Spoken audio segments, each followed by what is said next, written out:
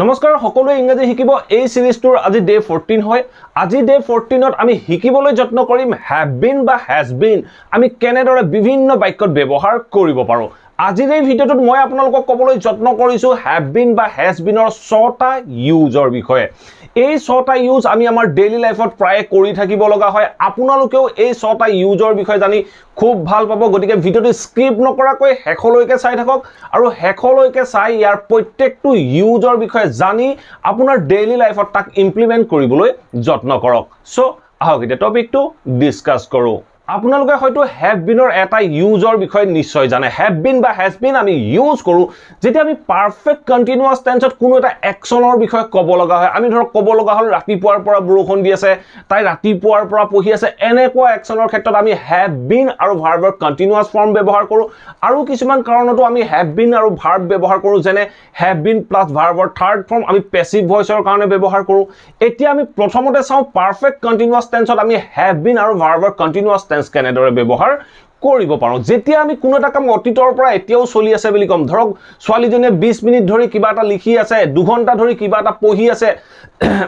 কেবা ঘণ্টাও ধৰি কিবা এখন মেথছ চাই আছে মুভি এখন চাই আছে তেনেকুৱা ক্ষেত্ৰত আমি পারফেক্ট কন্টিনিউয়াস টেন্সত বাক্যটো ক'ব লাগিব সো দুটা এক্সাম্পল আছে এই এক্সাম্পল দুটাৰ মাধ্যমেৰে বুজিবলৈ যত্ন কৰো ফাৰ্স্ট এক্সাম্পল তো কি কৈছে she has been writing for 20 minutes এখিনিত 4 to 20 ৰ আগত 4 এটা লাগিছিল বাই মিস্টেক থাকি গল সো এখিনিত আমাৰ 4 হ'ব লাগিব সো মই বাক্যটো কলো যে she has been writing তাই লিখি আছে কিমান সময় ধৰি for 20 minutes তাই 20 মিনিট ধৰি কিবা এটা লিখি আছে বুলি কওঁতে আমি কম she has been writing for 20 minutes তাই 20 মিনিট ধৰি কিবা এটা লিখি আছে বুলি কৈছো তাই 20 মিনিট ধৰি লিখি আছে 20 মিনিটৰ আগতে তাই কামটো আৰম্ভ কৰিছিল এতিয়াও তাই কামটো কৰি আছে তেনেকুৱা ক্ষেত্ৰত আমি has been writing ব্যৱহাৰ কৰিলো ঠিক তেনে ধৰণে নেক্সট এক্সাম্পল আছে কি কৈছে it has been raining since morning it has been raining since morning ৰাতিপুৱাৰ পৰা বৰষুণ দি আছে ৰাতিপুৱাই বৰষুণ দিয়া কামটো আৰম্ভ হৈছিল এতিয়াও চলি আছে তেনেকুৱা ক্ষেত্ৰত আমি it has been raining since morning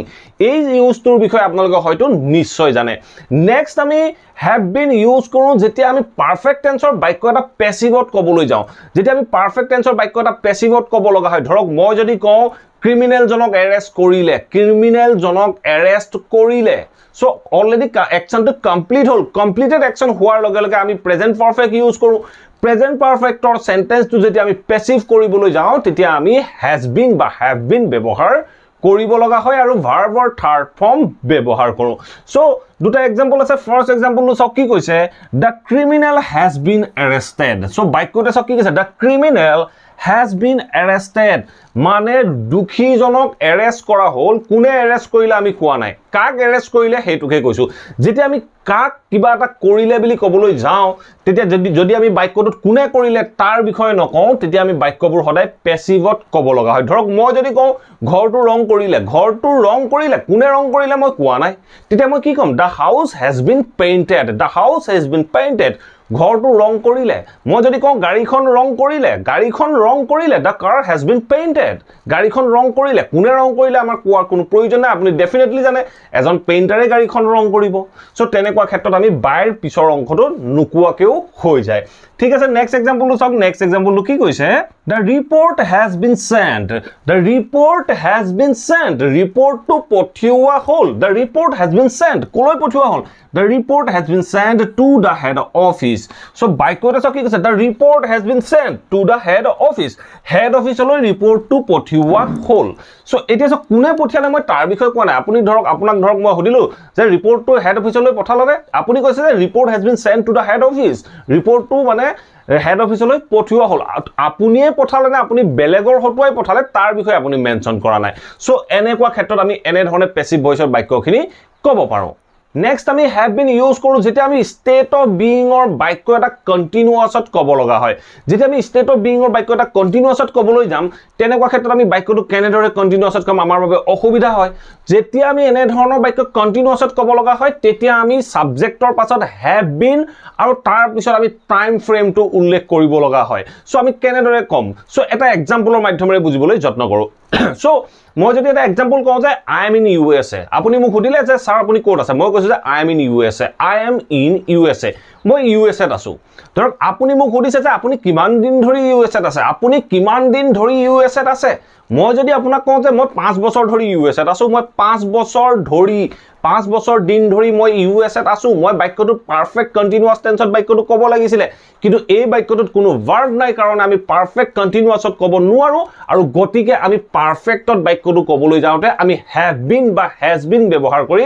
বাক্যখিনি ক'ব লাগে। চ' আমি কেনেদৰে ক'ম, দুটা এক্সাম্পল আছে। ফাৰ্ষ্ট এক্সাম্পলটো চাওক কি কৈছে, I have been in USA. So বাক্যটো চাওক কি কৈছে, I have been in USA for 5 years. So for 5 years 5 বছৰ দিন ধৰি মই USA ত আছোঁ বুলি ক'বলৈ যাওঁতে মই এই বাক্যটো ক'লো, I have been in USA for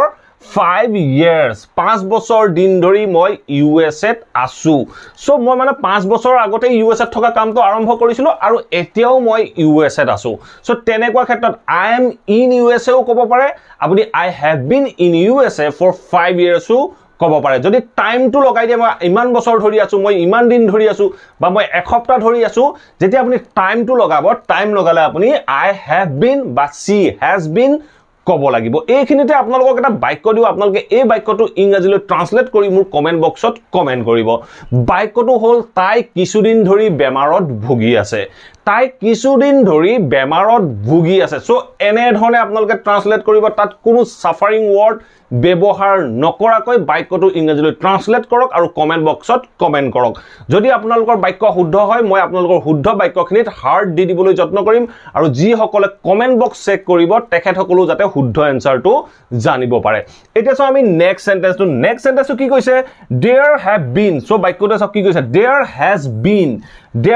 bin a discussion. চ' বাক্যটো চাওক কি কৈছে, there has been a discussion. ক'ত হৈ আছে, at our school. Sorry, there has been a discussion at our school for 2 hours. So বাক্যটো চাওক কি কৈছে, there has been a discussion মানে তাত এখন আলোচনা চলি আছে, তাত এখন আলোচনা হৈ আছে। ক'ত আলোচনাখন ক'ত হৈ আছে, at our school, আমাৰ স্কুলত। কিমান সময় ধৰি, 2 ঘণ্টা ধৰি আমাৰ স্কুলত এখন আলোচনা হৈ আছে। চ' 2 ঘণ্টা ধৰি আমাৰ স্কুলত এখন আলোচনা হৈ আছে বুলি কওঁতে আপুনি কোনো ছাবজেক্ট নাপায়, গতিকে ছাবজেক্ট নোপোৱাৰ কাৰণে আমি ক'লো যে there have been a discussion at our school for 2 hours. 2 ঘণ্টা ধৰি আমাৰ স্কুলত এখন আলোচনা হৈ আছে। দেয়াৰৰ লগত আপোনালোকে হেভ বিন ইউজ কৰিব পাৰে, বা দেয়াৰৰ লগত যেতিয়া কোনো এটা কমপ্লিটেড একশ্যন ক'ব বিচাৰে তেনেকুৱা ক্ষেত্ৰতো আপোনালোকে হেভ বিন ইউজ কৰিব বিচাৰে। যদি দেয়াৰ হেভ বিনৰ ইউজৰ বিষয়ে জানিব বিচাৰে তেতিয়াহ'লে কমেণ্ট বক্সত য়েছ টাইপ কৰক। ডেফিনেটলি মই নেক্সট উইকৰ ভিতৰত আপোনালোকৰ বাবে দেয়াৰ হেভ বিন কেনেদৰে ইউজ হয় তাৰ ওপৰত এটা ডিটেইলছ ভিডিঅ' বনাবলৈ যত্ন কৰিম। এতিয়া চাওঁ আমি নেক্সট ইউজটো। নেক্সট আমি হেভ বিন ইউজ কৰোঁ, এনেকুৱা ক্ষেত্ৰত ইউজ কৰোঁ, ধৰক মই কোনোবা এজন ল'ৰাৰ বিষয়ে কৈছোঁ, ল'ৰাজন মোৰ কাৰণে সদায় বিনম্ৰ। মই তেওঁক যেতিয়াৰ পৰা লগ পাইছোঁ তেতিয়াৰ পৰা আজিলৈকে তেওঁ মোৰ লগত বিনম্ৰভাৱেই কথা পাতে, মোৰ লগত বিনম্ৰ হৈয়ে থাকে। চ' তেনেকুৱা ক্ষেত্ৰত আমি হেজ বিন ব্যৱহাৰ কৰিব পাৰোঁ। চ' দুটা এক্সাম্পল আছে, এক্সাম্পল দুটা চাওক। ফাৰ্ষ্ট এক্সাম্পলটো কি কৈছে চাওক, he has been polite to me. চ' বাক্যটো চাওক কি কৈছে, he has been polite to me. তেওঁ মোৰ কাৰণে বিনম্ৰ, মানে মই যেতিয়াৰ পৰা তেখেতক লগ পাই আহিছোঁ তেতিয়াৰ পৰাই তেওঁ মোৰ লগত বিনম্ৰভাৱে থাকে, বিনম্ৰভাৱে মোক কথা বতৰা সোধে। চ' তেনেকুৱা ক্ষেত্ৰত মই বাক্যটো কৈছোঁ, he has been polite to me, মানে তেওঁক মই যেতিয়াৰ পৰা লগ পাইছোঁ তেতিয়াৰ পৰাই তেওঁ বিনম্ৰ হৈ আছে মোৰ লগত। তেনেকুৱা ক্ষেত্ৰত আমি এনেধৰণে হেজ বিন ব্যৱহাৰ কৰিব পাৰোঁ। ঠিক আছে, নেক্সট এক্সাম্পলটো চাওক। নেক্সট এক্সাম্পলটো কি কৈছে, she has been loyal to me, মানে তাইক মই যেতিয়াৰ পৰা লগ পাইছোঁ তাই মোৰ বাবে লয়েলে হৈ আছে, তাই মোক কেতিয়াও বিশ্বাসঘাতক কৰা নাই, মোক কেতিয়াও দুখ দিয়া নাই, মোক কেতিয়াও আঘাত দিয়া নাই। তেনেকুৱা ক্ষেত্ৰত মই কৈছোঁ যে she has been loyal to me, তাই মোৰ কাৰণে সদায় লয়েল। মই যেতিয়াৰ পৰা লগ পাই আহিছোঁ তেতিয়াৰ পৰা তাই মোৰ কাৰণে লয়েলে হৈ আছে। তেনেকুৱা ক্ষেত্ৰত আমি she has been loyal to me ক'ব পাৰোঁ। বা আমি আপোনালোকে নিশ্চয় কেতিয়াবা কিছুমান বাক্য দেখিছে যে she has been beautiful,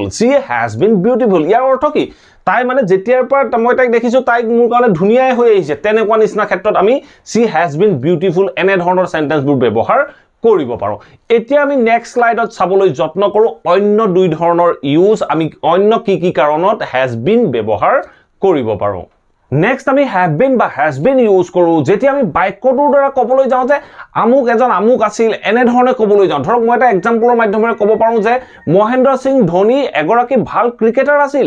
Mahendra Singh Dhoni এগৰাকী ভাল ক্ৰিকেটাৰ আছিল মানে ৰিটায়াৰমেন্ট লোৱাৰ আগত তেখেত এজন ভাল ক্ৰিকেটাৰ আছিল তেনেকুৱা ক্ষেত্ৰত আমি হ্যাভ বিন বা হ্যাজ বিন ইউজ কৰিব পাৰো আমি কেনেদৰে ইউজ কৰিম দুটা এক্সাম্পল আছে এক্সাম্পল দুটা চাওক ফাৰ্স্ট এক্সাম্পলটো কি কৈছে চাওক এম এছ ধোনী এই বাক্যটো চাওক M S Dhoni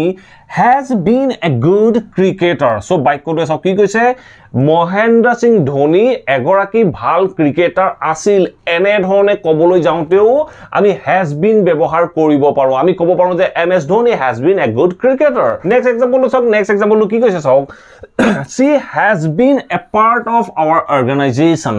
she has been a part of our organization তাই আমাৰ অৰ্গেনাইজেচনটোৰ এটা অংশ আছিল but I don't know why she left এনে ধৰণে আমি ক'ব পাৰো she has been a part of our organization তাই আমাৰ অৰ্গেনাইজেচনৰ এটা অংশ আছিল but I don't know কিন্তু মই নাজানো why she left তাই কি কাৰণে এৰি দিলে মই নাজানো so আছিল বা আমাৰ সংগঠনৰ এটা অংশ আছিল বুলি ক'বলৈ যাওঁতে আমি ক'লো she has been a part of our organization এনে ধৰণে আমি বাক্যখিনি ক'ব পাৰো এতিয়া চাও আমি has been বা have been or শেষৰটো ইউজ have been বা has been আমি ইউজ কৰো যেতিয়া আমি কৰবালৈ গৈছিলো বুলি ক'ব লগা হয় আমি কৰবালৈ গৈ উভতি আহিলো বুলি ক'ব লগা হয় তেনেকুৱা ক্ষেত্ৰত আমি have been বা has been ব্যৱহাৰ কৰিব পাৰো যদি মোক আপুনি সুধে যে আপুনি মুম্বাইলৈ কেইবাৰ গৈছে আপুনি মুম্বাইলৈ কেইবাৰ গৈছে মই বৰ্তমান ইয়াত আছো কাৰণে আপুনি মোক মুম্বাইৰ কথা সুধিছে মই মানে মুম্বাইলৈ গৈ উভতি আহিলো তেনেকুৱা ক্ষেত্ৰত আমি have been বা has been ইউজ কৰি বাক্যখিনি ক'ব লাগে আমি কেনেদৰে কম এই এক্সাম্পলটো চাওক ফাৰ্স্ট এক্সাম্পলটো চাওক কি কৈছে I have been to Mumbai 2 times so বাক্যটো চাওক কি কৈছে I have been to Mumbai 2 times মই মুম্বাইলৈ